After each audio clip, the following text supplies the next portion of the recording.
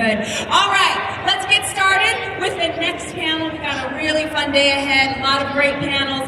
Now, yesterday, in the land of Doctor Who, we had David Tennant, the 10th Doctor, and Billie Piper Rose, yes. And today, right here, right now, we welcome the awesome actress who played Martha Jones on not only Doctor Who, but the spin-off series Torchwood as well. We have the amazing Freema Agyeman.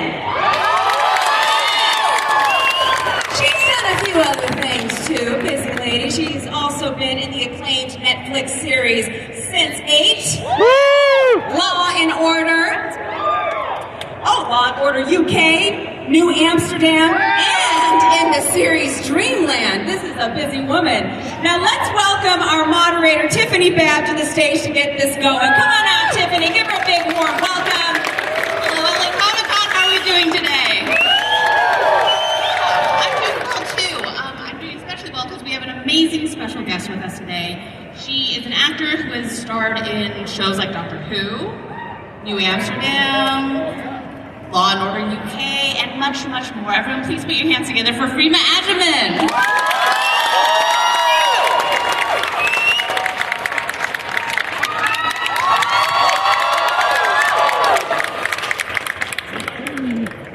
Hi, guys. Hello. Oh, that's quite close here. Hi. Okay, so let's start with, you've obviously had this very diverse career. You've been in sci-fi shows, procedurals. What kinds of roles give you the most satisfaction to play?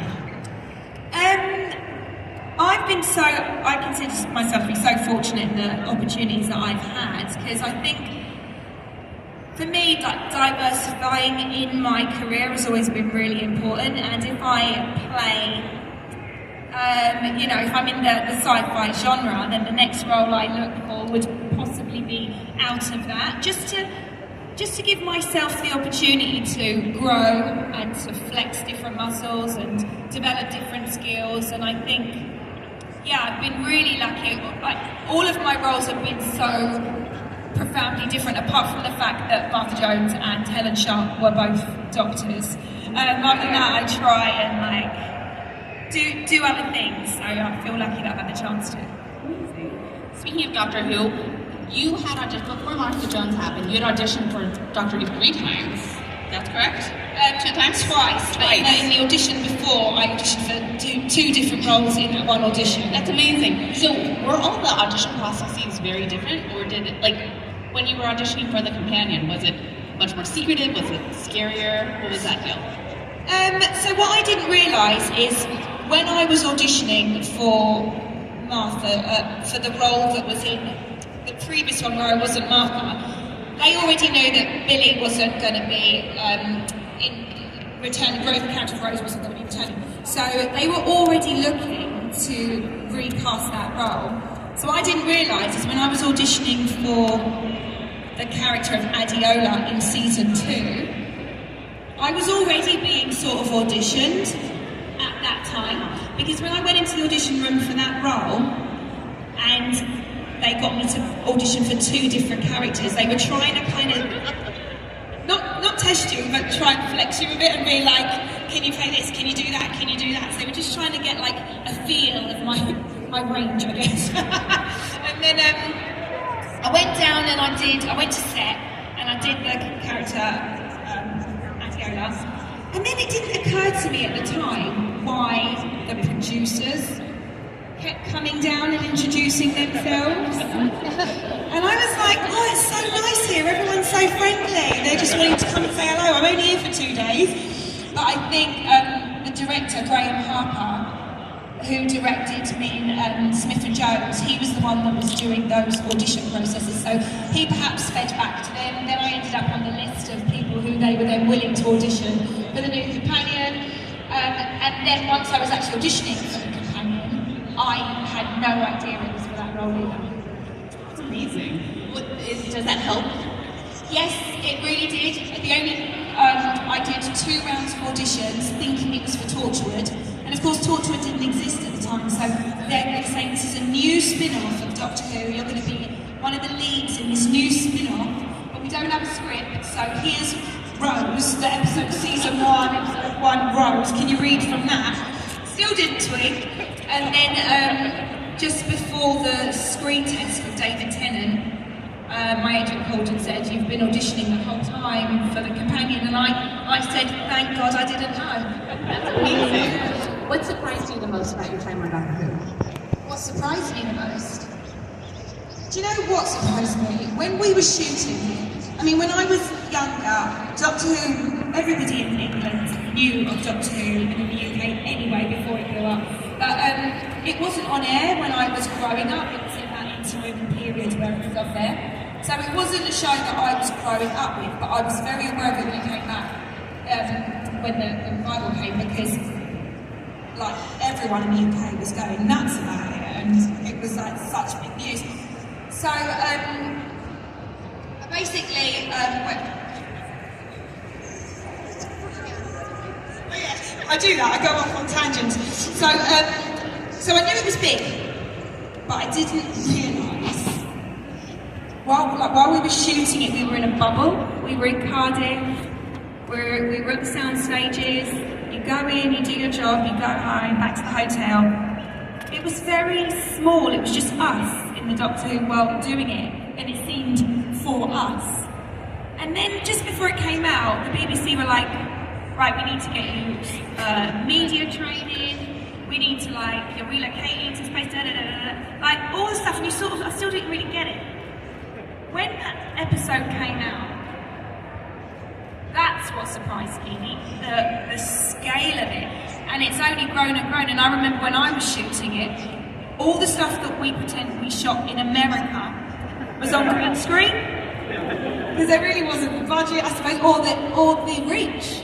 And by the time it came to I think season 4, they were really flying the actors out to America, and I said to my agent, why didn't we get those deals? She was like, it is, it's just growing and growing year on year, and so it still surprises me when I come to conventions, and I haven't been in it for 17 years, how long has it been, 18 years? And to still see people interested and enjoying it surprises me every day. You've been able to return to the character through the audio dramas over time. How has your relationship to Martha Jones changed? That's a good question. I haven't done as much audio. There was a whole series that was lined up before COVID, just before COVID, and then that hit, so I couldn't get around to doing that. And then I did one, actually. I can't remember what it was called. It was based on the year after Warrior. And when I got into the sound studio to record it, I think during COVID, actors realised, or at least told, get your home equipment, set up your studio in your house, you can keep working. I'm such a Luddite, I don't understand technology, I struggle. So I was like, I don't know how to do that. And they're like, yeah, buy the microphone, buy the stuff, plug it all in, do it. And I was like, I can't. So by the time the world opened up again and I got to the studio to finish that story of Martha, I was the only person in the studio, and all the other actors around the world had recorded all their bits. And it was wonderful to go on that journey with her, with all of those people, but it was also strange, because I think back in the day we would have all been in the same room and you can bounce off each other and all of that. So that's really the only thing I've done with Big Finish post Doctor Who, and I would like to go back to develop more stuff potentially with Martha, and do that in a room with other actors as well, who can actually vibe. So after Doctor Who, you went to Law & Order UK. For that role, you did a lot of research, you went to trials and stuff. How did that inform your performance? My sister actually has a law degree, so I said to her, do you want to come with me and go to the Old Bailey and watch some court cases? And the thing is, whenever I take on a new role, I am that guy that kind of goes, how much research do I need to do? How much work do I need to do?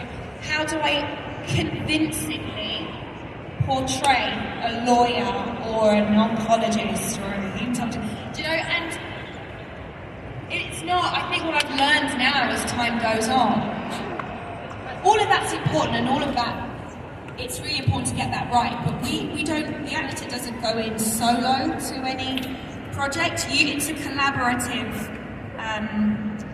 event. So you've got the writers, the directors, the producers, the showrunners, and so it's everybody's responsibility to come together and to do their part to make those characters live. And what I've started to learn as an actor is if I get so in my head about how do I convincingly be a lawyer, I'm failing on actually just being a storyteller.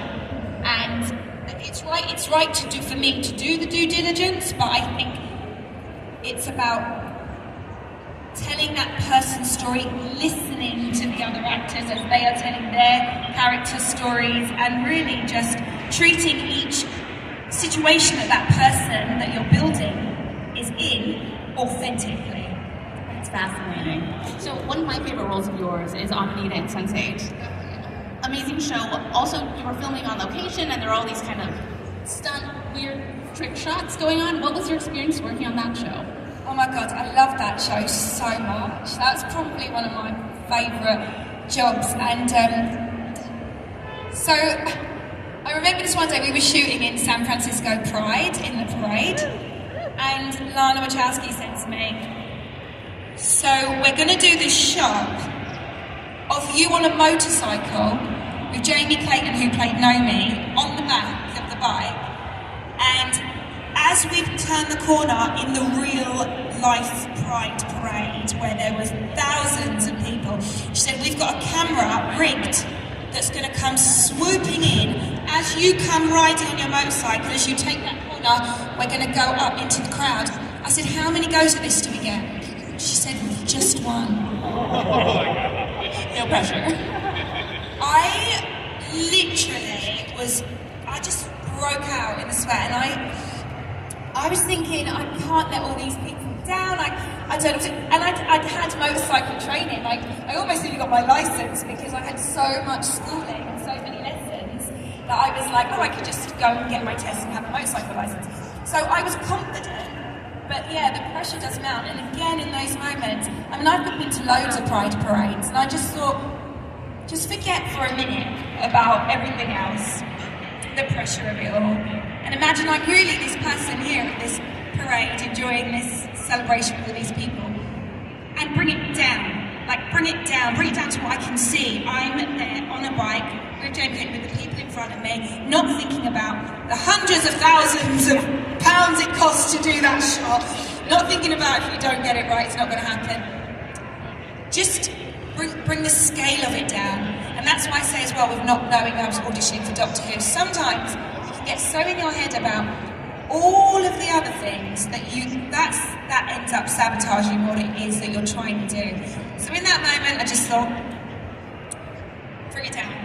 Focus, remember where the clutch is, and just get it done. And we were doing it, and I saw the camera come in, and I just was like, keep your eye forward and carry it. And it went off, and as we finished, she said, did we get it? Tell me we got it. And she said, we got it. So, yeah, it was really, and I remember on Doctor Who there was an experience like that as well, where I was under the gloop, and as I came up, we only had time to do it once. It was when I was playing the clone, the Martha clone, and as I came up out of the gloop, we only had time to do it once, and then we had to move on. And I took a breath at the wrong time, and it all shut up my nose, and it's in the back of my throat. Have you ever had to try and hold to not cough? And you can see my throat on some of the scene kind of going like that, because I was like, don't move, don't cough, don't move, don't cough. And we got it. But anyway, there you go. We're going to get to questions in just a second, but you've been doing a lot of Shakespeare lately. With the Royal Shakespeare Company, you were in Much Ado About Nothing, you were playing Beatrice. Was that your dream Shakespeare role? Do you have a dream Shakespeare role? I love Shakespeare so much. That's actually my favourite episode as well in Doctor Who, just because we got to go to the Globe and be on the stage and experience all of that. I dreamt when I was younger of somehow being involved with Shakespeare more, but I didn't know. I didn't go to drama school, and I went to quite an academic secondary school, so I didn't really know how I was going to do that, and I thought I could go to university and study English literature and go into Shakespeare that way. And then when I decided I wanted to be an actor full-time, I thought, well, I could pursue it now, but then telly started happening. And the thing about this industry is, it's sort of changing now, but when you are known for telly, you're kind of known for telly. When you're known for theatre, you're known for theatre and film. There's movement happening now, but when I started in telly, that was it, that was my genre. So everything I was getting seen for was telly, anything that was coming in audition-wise was telly. So I was like, I'm never going to get into theatre now, and then suddenly 23 years passed and I was just still doing telly. So a year and a half ago, I was like, I'm going to take this time now to flex those muscles. So I've been working with the Royal Shakespeare Company and I love it. I absolutely love it. Again, I've been lucky where I don't ever feel I've been in any role where I'm bored or jaded. I always feel like it's pushing me, but this is next level. It's next level. So I'm lucky, I'm fortunate I got to play Beatrice. Maybe Lady Macbeth is on the bucket list. Great. All right, so let's take some fan questions. Right up front here in the cardigan. Oh, there's a mic coming. Hello. Like this? Okay, perfect. What's your name? I'm Michelle. I'm from San Diego, so not very far from here. So my question for you is, not many companions get to really have their own character apart from the doctor. It's always in relation to the doctor. Is that something that you consciously thought about as your character progressed? That's a really interesting question. I remember having a chat with Russell about that and him saying it was really important for him, for the next companion, to, I think with with all of them it's slightly different, the relationship they have with him is slightly different. With Rose, and potentially with some of the others too, like you say, him coming into their lives kind of helped them find themselves. And I think Russell was quite keen for Martha to stand apart from that and it was almost more of an inconvenience when he came in. Like she already had her plan, her trajectory, she knew what she wanted to do, where she was going. She was this person who's like the glue for her family, trying to be a doctor, and then this person turns up and sort of distracts her from that. And he wanted that to be different, and he definitely, in that arc and then with the arc and the ending, I remember saying to him, don't people want the fantasy? Like it's a Saturday night, people have probably been working all week. Do they, for escapism purposes, do they want to get home and see people like being in love and having a lovely time and they can just escape into something lovely? And he said, I think more people have the fact or the experience of, more people have experienced unrequited love than reciprocated love. And he said, I want her to represent that part of our experience, which is you don't always get the fairy tale, you don't always get the happy ending, you don't always meet people that help you define yourself, help you find, you can be your own person, you can be an independent person, you can love someone who doesn't love you back, and all through all of it, and just keep, it's that, I do think she had an alignment that she was able to return to, so I appreciate that. I was always questioning him on it and going, what else are we doing with her? What else are we saying with her? So I do think she exists to represent those things well. Could she have had more development? Yes. But, she was potentially stuck in that arc for too long. But I think he's right. It's important for art to represent life. It's important for everybody to be able at some point to say, I can relate to that. I see myself in that. So we don't as actors always want to play. You have to distance yourself from the roles you choose to play, otherwise no one would play hideous characters. No one would, because you'd be like, no, I'm an actor and I want to be liked. It's not about that. It's about telling truthful stories, and people will either like you and the character or they won't, and you move on, and the world keeps spinning. Thank you for your question. Hello. What's your name? My name is Everett. Everett. Nice to meet you. And I just wanted to say thank you, because the very first episode that I ever saw of Doctor Who was your first episode with the Jadoon on the Moon, and so you're my first companion. Oh. And so I wanted to say thank you, because I love Doctor Who, and the only thing I love more than Doctor Who is my wife. Well said.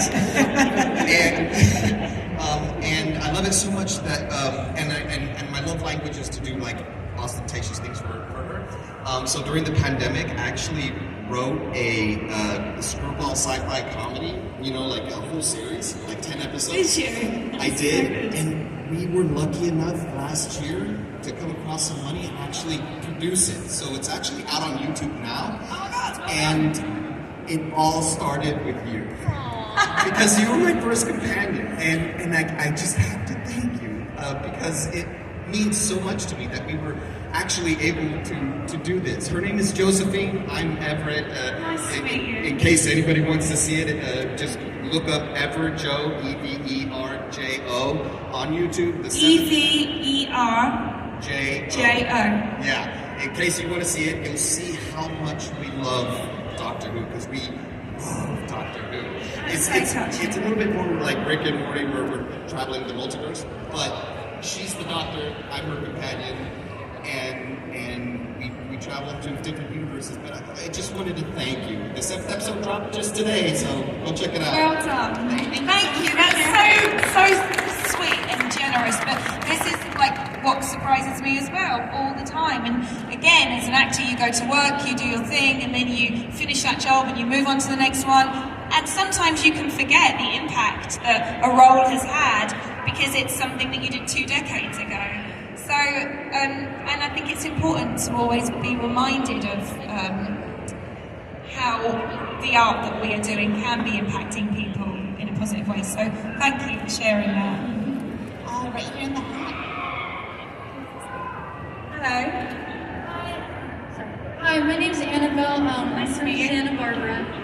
First, I just wanted to say thank you for all the hard work you put into each and every one of your characters. It's just been so inspiring. And I know it's been a few years, but I've always wanted to ask, in your role from New Amsterdam, why do you think Helen Sharp decided to stay behind? Why did Helen Sharp decide to stay behind? Stay behind? In London? I'll write it in my memoirs one day. There's always a multitude of reasons why we move on from roles. I loved New Amsterdam. Still love Helen Sharp. The pandemic played a big part in what happened with that show. I mean, the momentum was picking up so fast, and they were going, this is going to be the new Grey's, and it's going to go on for years, and we were selling internationally. And then the world turned upside down, and I left New York in the March of 2020, and I thought there's no way they're going to ask us to come back to shoot this year. So I let the diet go. I was like, nothing's happening this year, I'm staying home. And then they said, we're going to start again in August. They didn't. September, they didn't. And then October came around. They said, we're flying everyone back. We're going to finish the show. And I was like, are we allowed? Is this safe? So we used to shoot in real hospitals in New York, and then they just rebuilt the whole set. Again, the stage, the crew had, the set developers, the designers are magicians. They rebuilt Bellevue in the studio. So we shot everything there with 2 masks and those shields and everyone standing apart as it was. and then our show numbers went down from, we had 22 episodes per season, then it was only 14 episodes per season. And then the numbers just started to drop off because I don't think anyone wanted to see PPE ever again. Like to see people in scrubs and all of like everything that happened. I think fantasy shows, you know, dragons, stuff like that, escapism, people were really wanting to get out of the reality of what was happening. And I think one of the good things about New Amsterdam was how accurately it told real life and how tragic that can be sometimes. And when the world is going through a pandemic, that tragedy, I just think was a little bit much for people. So we carried on for another 2 seasons. But it was a different world then. And similarly to Helen Sharp, I suddenly realised I was 3,000 miles away from my loved ones. I love travelling with my job because I always know I can go home. But when you're suddenly presented with the fact that you might get locked down somewhere that isn't your home and you don't get to be with people, that was just all that was in my head for the next 2 seasons. I was like, is it going to happen again? So I had my own personal reasons as well. Helen Sharp had her own personal reasons. And then I think the show just sort of completed after 5 seasons due to circumstances. But who knows what will happen in the future? Thank you so much for your question. Thank you all for coming today, and a big thank you to Freema for joining us.